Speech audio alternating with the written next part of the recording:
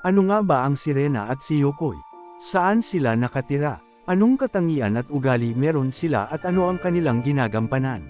Pero bago ang lahat, pwede ba akong makahingi ng likes, comments, at subscribe para sa mas madami pang kwento?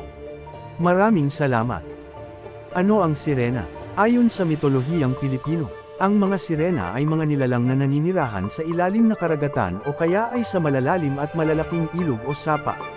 Sila ay mayroong ulo at katawan ng isang tao ngunit buntot ang pang-ibaba nito. Sila ay may magandang mukha at magandang boses.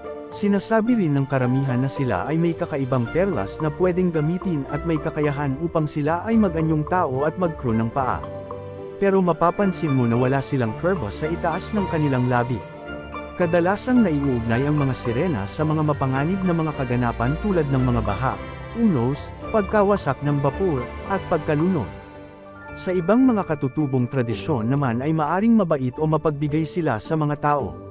Kapag ikaw ay nasa gitna ng dagat o nasa ilog, sinasabi nila na kapag nagustuhan kang paglaruan ng sirena ay kaya kanilang mahipnotis mo sa pamamagitan ng pagkanta nila. Ang kanilang kanta ay kayang umakit ng kahit sinong tao na makakarinig nito. At kapag ikaw ay nabiktima nila, maaari ka nilang dalahin sa kanilang kaharian, pero ang magiging kapalit naman nito ay ang iyong buhay. Ayon naman sa ibang kwento, kapag sila ay umibig sa tao, ay ipapagkaloob niya dito ang lahat ng kanyang kayamanan. Ang luha ng sirena ay mahiwaga na kapag daw ikaw ay napotikon nito ay magkakaroon ka ng buhay na walang hanggan. Ang iba pang istorya ay kapag nakatakas ang isang lalaki sa isang sirena ay nawawala sa katinuan o kung hindi naman ay namamatay bago pa ito makapaglahad ng karanasan kasama ang sirena. Ilang beses na ding naitampok sa mga palabas ang mga sirena, na ayon sa kanila ay nakakita na sila ng isang sirena at ang sirena daw ang magiging dahilan ng paglaunod ng mga bata sa mga malalalim na ilog. Bagamat nakakatakot ang kanilang imahe, pinaniniwalaan na sila ang tagapagprotekta ng mga ilog at karagatan. Pinaparusahan nila ang mga taong sumisira sa mga ito. Ang si Yokoi naman ay isang halimaw na nakatira sa mga dagat sa paligid ng mga isla ng Pilipinas. Nasasama ito sa grupo ng mga nilalang pandagat, at bantay tubig kasama ang sirena at katao.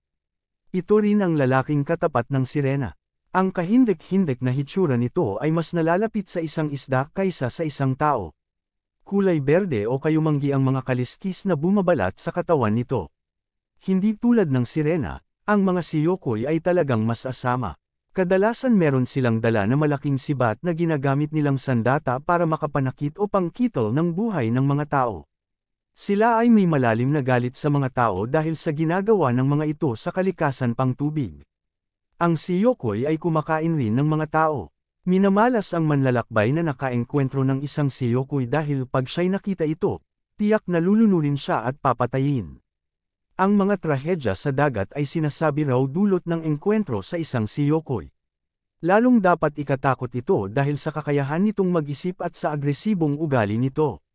Madalas, ito'y lumalangoy kasama ang ibang mga delikadong hayop katulad ng mga pugita at mga peteng. Mula sa lahat ng mga nilalang sa bantay tubig, ang si Yokoi ang pinaka nakakatakot sa isang halimaw. Ganun pa man nakakatakot man ang mga nilalang na ito, sila man ay mga delikado sa tao. Sila pa din ay may magandang pakinabang lalo na sa ating kalikasang pantubig. Sila ay may mga damdamin din katulad ng tao. Kapag sinaktan mo sila o sinira ang tahanan nila, natural lang nagagantihan kanila. Kaya marapat lamang na irespeto natin ang sila at ang kanilang tahanan. Maraming salamat sa panunood.